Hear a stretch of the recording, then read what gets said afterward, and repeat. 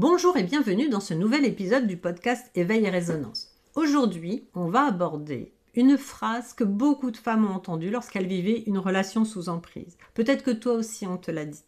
Cette phrase, c'est « moi à ta place, je serais partie depuis longtemps ». C'est une phrase qui peut sembler anodine, mais qui est souvent extrêmement violente pour celles qui la reçoivent. Parce qu'elle sous-entend une chose finalement. Si tu es resté, c'est que tu l'as choisi. Comme si partir était simple. Comme si tout dépendait simplement d'une décision, un claquement de doigts. Mais la réalité est beaucoup plus complexe. Dans cet épisode, je vais expliquer pourquoi quitter une relation sous emprise est si difficile. Et surtout pourquoi rester ne signifie absolument pas que l'on est faible.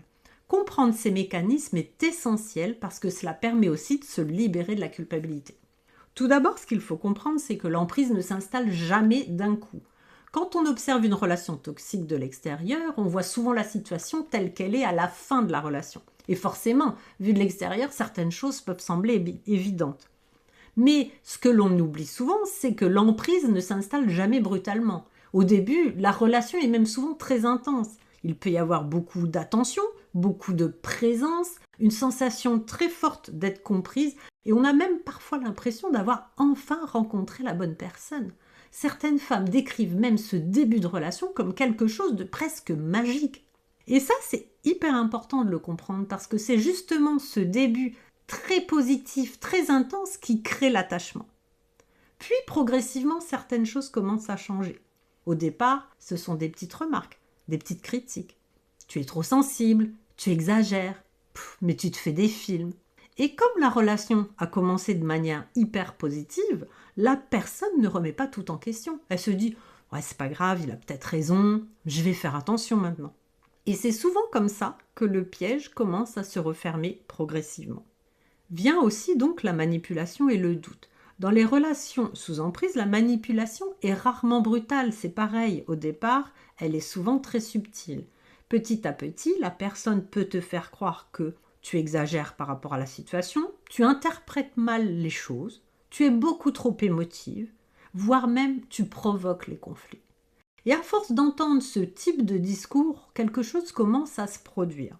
Tu commences à douter de toi-même. Tu te demandes, mais peut-être que c'est vrai en fait, peut-être que je me trompe, peut-être que j'ai vraiment mal compris, et peut-être qu'effectivement je me fais des films, peut-être que je dramatise.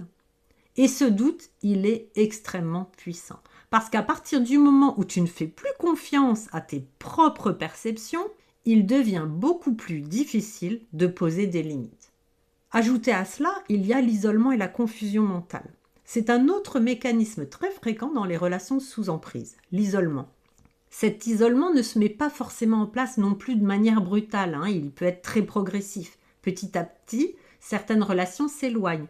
On voit moins ses amis, on appelle moins sa famille, on partage moins ce que l'on vit. Parfois, c'est la personne elle-même qui s'éloigne parce qu'elle se sent incomprise ou jugée.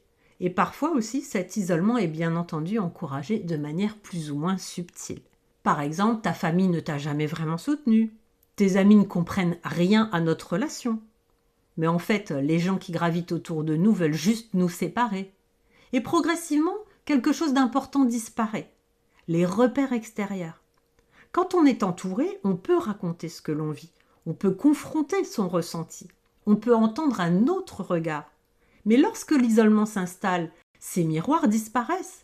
Et c'est là qu'une confusion mentale peut commencer à apparaître. La personne n'a plus d'éléments comparatifs pour juger de ce qu'elle vit.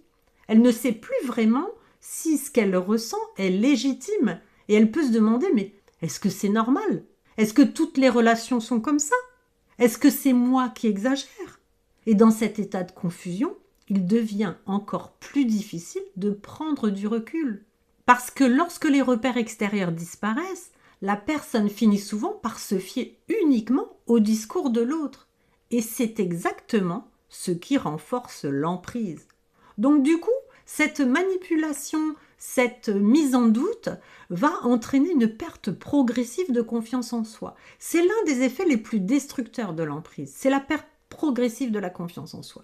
Au fil du temps, la personne peut recevoir des messages répétés comme « tu comprends rien, t'es pas capable, personne ne voudra de toi, et mais finalement t'es consciente quand même que t'as de la chance que je sois là ».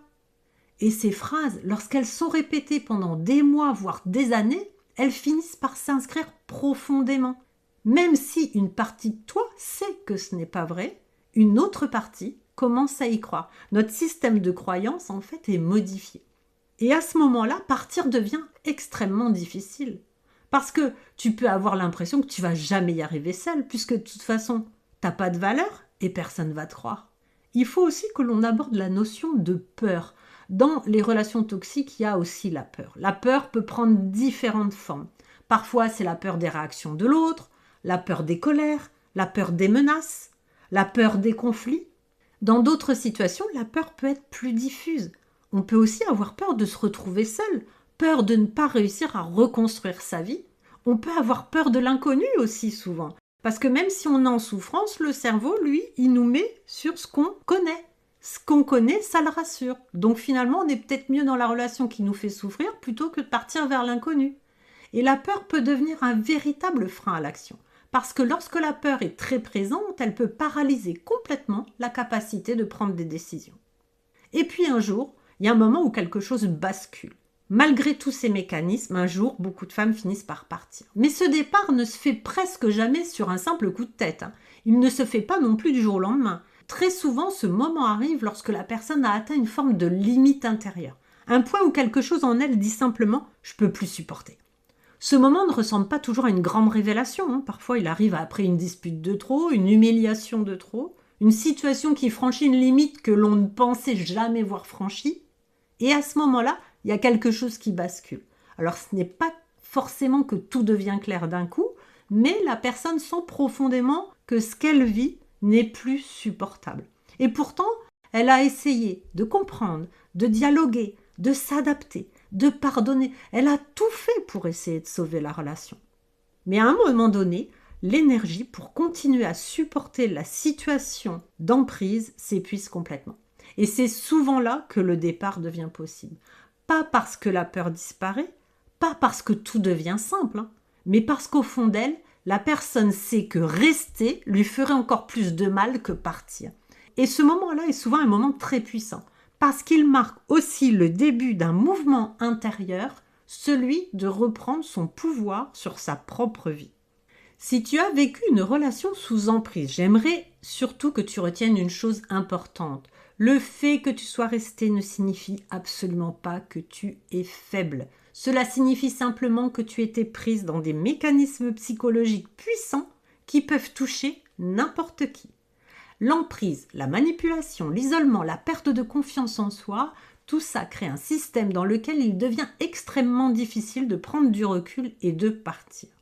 Et comprendre ces mécanismes est souvent la première étape du chemin de reconstruction. Parce que lorsque l'on comprend ce que l'on a vécu, on peut commencer à se libérer de la culpabilité, retrouver confiance en soi et reconstruire sa vie sur des bases plus saines. C'est d'ailleurs pour accompagner ce processus que j'ai créé la méthode Éveil et Résonance, un parcours qui aide les femmes à comprendre les mécanismes de l'emprise, à se reconnecter à elles-mêmes et à retrouver progressivement leur pouvoir personnel. Parce que sortir d'une relation sous emprise ne consiste pas seulement à quitter quelqu'un. C'est aussi un chemin de reconstruction intérieure, un chemin pour se retrouver, se réapproprier sa valeur et réapprendre à se faire confiance. Si cet épisode t'a parlé, n'hésite pas à le partager autour de toi. Parce que plus on parle de ces sujets, plus on permet aux femmes qui vivent ces situations de comprendre qu'elles ne sont pas seules. Et si tu veux en savoir plus sur la méthode Éveil et Résonance, tu peux retrouver toutes les informations sur mon site éveilletrésonance.com. Je te remercie beaucoup pour ton écoute et je te dis à très vite.